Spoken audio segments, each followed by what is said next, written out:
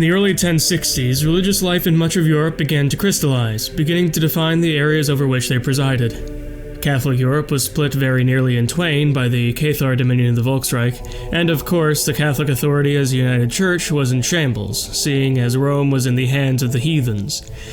As such, the seat of the exiled papacy was at this time in Gévaudan, though depending on the tastes of a given pope, they were liable to jump from French duchy to French duchy. Islam was cresting in its power, though they had trouble taking any new land or earning new converts, due to infighting. Many Muslims thought they needn't bother, though this would prove to be a fatal mistake. Pagans ran rampant in Eastern Europe, Novgorod their greatest champion in particular. Finally, the Orthodox tradition was ascendant, bolstered by the actions of the Byzantine Empire. Meanwhile, Vladimir ascended to the throne in a casual manner, fully expecting to have been crowned, which drew criticism from his detractors. Many suspected that, while he did indeed pay service to the ideas of peasantry and honesty, he hid darker, more aristocratic ideas in his head. He ascended with an eldest son, an heir in mind already by the name of Herman, which bolstered these claims against him. His inherited war with the Ptolemy Sultanate went rather well, as he was rather well versed in the ways of warfare. His campaign southwards was based on intrigue and subterfuge, followed closely by force of arms. For example, he would bribe local Italian lords and stoke enmity between them and Ptolemy, which would lead to war. Vladimir would attack in the midst of these conflicts and win victory for himself quite easily, over both the local Italians and the Ptolemy governors. This would not, however, work for taking Rome. The Ptolemy Sultanate was not to be trifled with, seeing that they had since built up Rome's walls to a point nigh unassailable. It was clear to Kaiser Vladimir that he would have to take his conquest slower, and come back another day. And so, the war would end in August, and while failing to take Rome, won the territory surrounding it, leaving Rome only the sea. On the 24th of August, 1061, due to the depletion and exhaustion of the once sizable people's army, greedy nobles led by Duke Wehrener of Holland declared a rebellion in order to take titles from the Kaiser. Duke Wehrener was able to accrue support from his fellow aristocratic-minded friends by way of hosting large parties in his mead hall, of particular renown in the region. It was at these feasts that he could have conversation with fellow conspirators under the cover of raucous celebration, find new allies, and even kill those who were sober enough to threaten revealing the plot. As such, these indentured friends and partygoers joined him in his revolt. Later that month, an envoy from Patriarch Brun had informed all members of the von Bauer dynasty that the late Kaiser Engelbreht was to be formally declared a saint during a special ceremony in 3 months' time. His labors in life duly rewarded in death. Truly, Sister Gisela was raining praise in heaven before God's throne. The next day, the official coronation ceremony was held for Kaiser Vladimir, which further revealed his entitlement. His coronation was purposefully lavish, and he even held it in a style informed by an artist from Gévaudan. On the 29th of November, 1061, Kaiser Engelbreht was canonized as an Albigensian saint, becoming Saint Engelbreht the Young. He was recognized for his generous nature and his extreme piety. In 1062, a daughter was born to Kaiser Vladimir, his 6th child and 2nd son, and he was named Thurar. He was born a sickly child and nearly died, but thanks to the labors of the court physician Herman the Blind, he survived. In 1062, Vladimir's wife Domislava fell ill with rabies. Her treatment was soon botched, leaving her even worse off by June. At the age of 32, Domislava died frothing at the mouth. The court physician died days later from complications of his poor vision. In 1063, the revolt of Duke Wehrener was soundly put down, and in 1064, Patriarch Brun died and Liutpold became the new Albigensian Patriarch. In 1067, word from the far-off land of Sind reached the Volksreich, and it was word of a terrible disease that was killing countless poor souls in the east, a plague that flew faster west every day.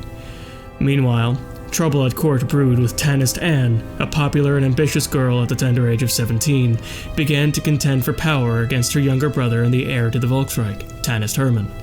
So, naturally, when she came to her father demanding to be the new marshal, Kaiser Vladimir allowed it as a way to channel her ambition away from her brother, and ultimately away from the throne. In 1068, squabblings amongst the Catholics had led to an anti-pope being set up by the name of Johannes X. After a period of instability, Kaiser Vladimir seemed to have finally emerged into a period of prosperity. The capital was flourishing, and tax collectors were recording record intakes. Life was good, and the peace was much awaited. By 1069, word reached the Volksreich once more of the plague, which in Persia was said to have rendered entire villages and towns empty. No longer were whole cities counted among the lands of the living, all despite the good harvests they were enjoying, and still it marched west. In April of 1070, the plague finally reached the Volksreich through the port towns of Ravenna. To the west, in Iberia, smallpox ravaged the people. In 1071, Kaiser Vladimir fell ill with something that the court physician diagnosed as measles. The first treatment herein was to sprint around the castle in order to induce sweating, balancing the humors. This was ineffective. Cramp showed up in the body of the Kaiser as another symptom of this unknown disease. Physician Anselm changed his diagnosis to the bubonic plague, that dreaded disease that is ravaging the world. He recommended first to relieve the stress of the Kaiser, telling Vladimir to resume his delegation of tasks. While effective, this does not stop the onset of fever. The plague within his blood and lymphs reaches its peak, with festering wounds blackened and burst, spilling over with blood and pus.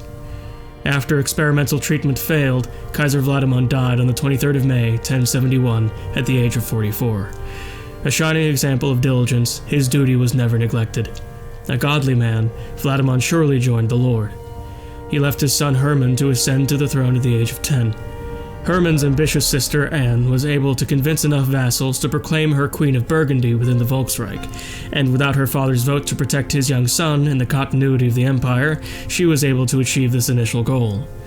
She was also appointed to be her brother's regent, putting the sole obstacle to her ascension within her reach and total influence.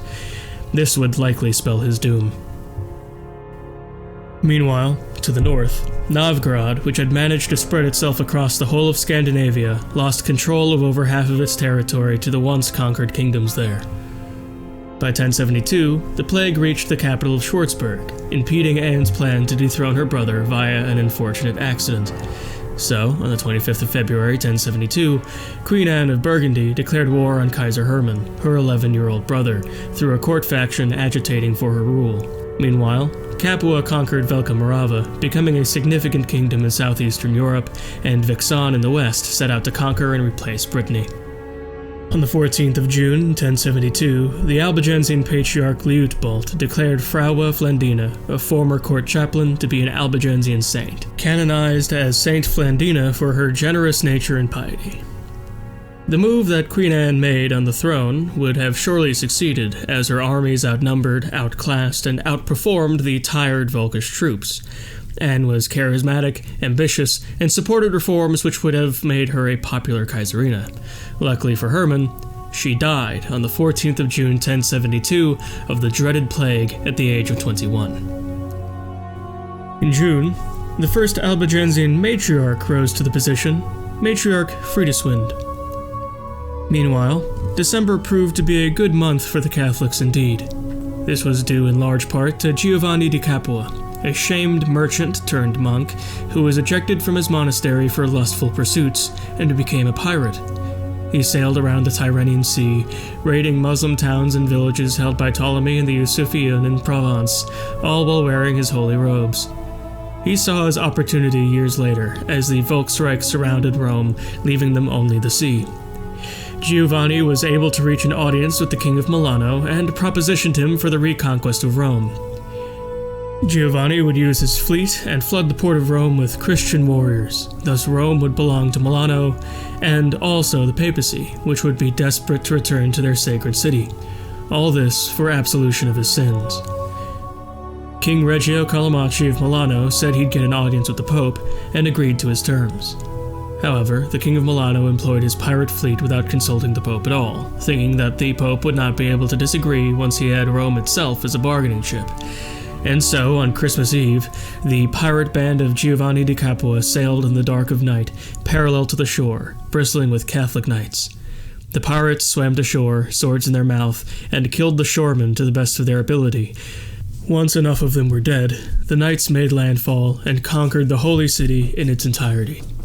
By the rising of the sun, they had toppled all the minarets in the city, which had been standing there for a century. No longer would they cast their black shadows across the city. Rome belonged to the Catholics once more. Obviously, this news was ill-received at the Volkish court, having this long sought-after conquest stolen from them by the Catholics.